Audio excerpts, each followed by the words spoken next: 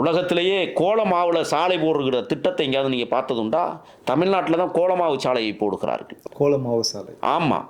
ஏன்னா பெருஞ்சரலையில் நம்மெல்லாம் படிக்கிற காலங்களில் பெருஞ்சரலையில் சாலை போடுவாங்க, தாரை நல்லா கலந்து போடுவாங்க.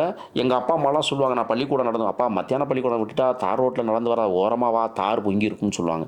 இன்னும் அன்னைக்கு அந்த அந்த அந்த பெரிய கற்கள் பேரவே பேராது, சரியாக இருக்கும் சாலைகள். ஆனால் சரளை அரைக்க காசு, தூளாக்குவதற்கு காசு கூட.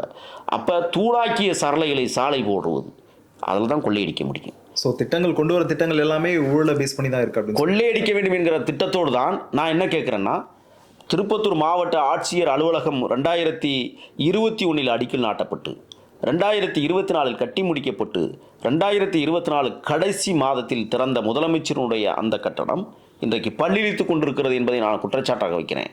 ராமநாதபுரம் பேருந்து நிலையம் கிட்டத்தட்ட 40 கோடியில் புனரமைக்கப்பட்டதாக, 40 கோடியில் கட்டப்பட்டதாக சொன்னது, மழைக்கு முன்னால் முதலமைச்சர் திறந்தார், மழைக்கு பின்னால் உழுது கொண்டிருக்கிறது.